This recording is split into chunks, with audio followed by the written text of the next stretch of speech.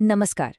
अच्छा, कभी सोचा है कि केजीएफ जैसी एक ब्लॉकबस्टर एक्शन फिल्म भला वो भी इंग्लिश सीखने में मदद कर सकती है? सुनने में थोड़ा अजीब लगता है ना?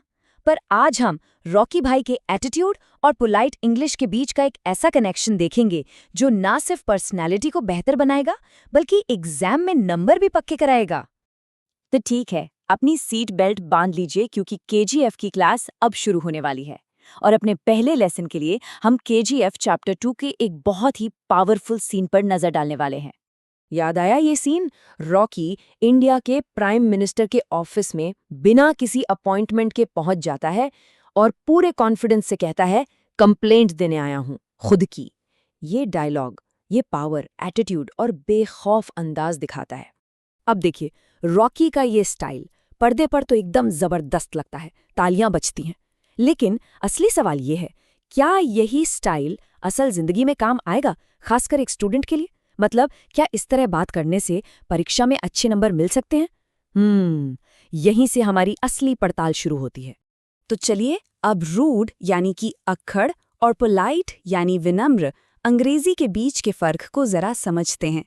ये एक बहुत ही कॉमन प्रॉब्लम है, जहां इरादा तो सही होता है पर बात करने का तरीका गलत हो जाता है। कई बार ऐसा होता है कि हिंदी मीडियम के छात्रों की ग्रामर तो बिल्कुल ठीक होती है, लेकिन वो स्टाइल में मात खा जाते हैं। उनकी इंग्लिश सुनने में थोड़ी सीधी और कभी-कभी अक्खड़ लगती है, जबकि उनका इरादा ऐसा बिल्कुल नहीं होता। अंग्रेजी सिर्फ एक भाषा नहीं है, वो पर्सनैलिटी का आईना भी है।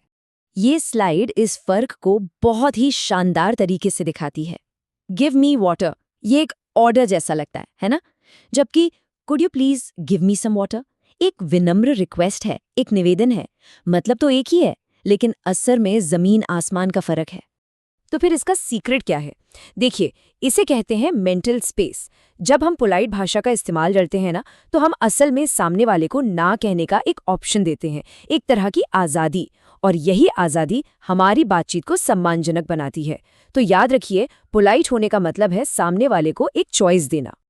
चलिए अब सीधे सॉल्यूशन की तरफ बढ़ते हैं और देखते हैं कि कैसे कुछ जादुई शब्द हमारे बोलने के अंदाज को पूरी तरह से बदल सकते हैं। और ये मैजिक वर्ड्स हैं वुड और कुड। ग्रामर की भाषा में इन्हें मॉडल वर्ब्स कहते हैं। कैन या विल एक डिमांड की तरह लग सकते हैं, लेकिन कुड और वुड का इस्तेमाल बातचीत में विनम्रता और सम्मान का जादू सा घोल देता है। अब इस स्लाइड में जो वाकई दिलचस्प है वो ये कि ये लगभग हर सिचुएशन के लिए पोलाइट फ्रेजेस का एक पूरा टूलकिट है। परमिशन लेने के लिए मे आई, किसी का ध्यान खींचना हो तो एक्सक्यूज मी, और जब कुछ ठीक से सुनाई ना दे तो आई बेग योर पार्डन। ये छोटे छोटे बदलाव बहुत बड़ा असर डालते हैं। अब इस सारी लर्निंग को सीधे सीधे परीक्षा के नंबरों से जोड़ते हैं, क्योंकि देखिए, अच्छी पर्सनालिटी के साथ साथ अच्छे मार्क्स भी तो जरूरी हैं, राइट? ये देखिए, ये एमपी बोर्ड का ऑफिशियल सिलेबस है और इसमें साफ साफ संवाद लेखन या डायलॉग राइटिंग का जिक्र है। इसका मतलब ये हुआ कि ये स्किल सीधे सिलेबस का हिस्सा है। इसका मतलब एकदम साफ है, इस एक स्किल को मास्टर कर लिया तो बोर्ड परीक्षा में सीधे सीधे 5 नंबर पक्के।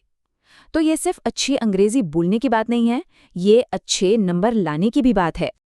आइए इसे एक प्रैक्टिकल एग्जाम्पल से समझते हैं। मान लीजिए एक स्टूडेंट क्लास में लेट आता है। वो मे आई कम इन कहकर परमिशन लेता है।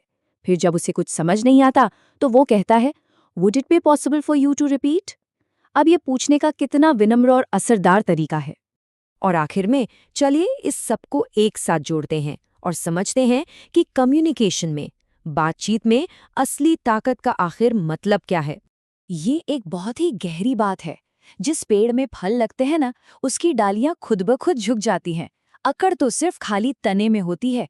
बिल्कुल इसी तरह ज्ञान और असली ताकत विनम्रता लाती है, अकड़ नहीं। तो हम वापस वहीं आ गए जहां से हमने शुरू किया था। केजीएफ में रॉकी का स्टाइल एक तरह की पावर दिखाता है, बिल्कुल, लेकिन असल दुनिया में विनम्रता की पावर ज्यादा टिकाऊ और सम्मानजनक होती है। ये वो ताकत है जो रिश्ते बनाती है, तोड़ती नहीं। तो अंत में ये एक सवाल है जो सोचने पर मजबूर करता है। हमारी भाषा में अकड़ होनी चाहिए या विनम्रता का फल? ये सिर्फ इंग्लिश सीखने की बात नहीं है, ये एक बेहतर इंसान बनने की भी बात है। सोचते रहिए और सीखते रहिए।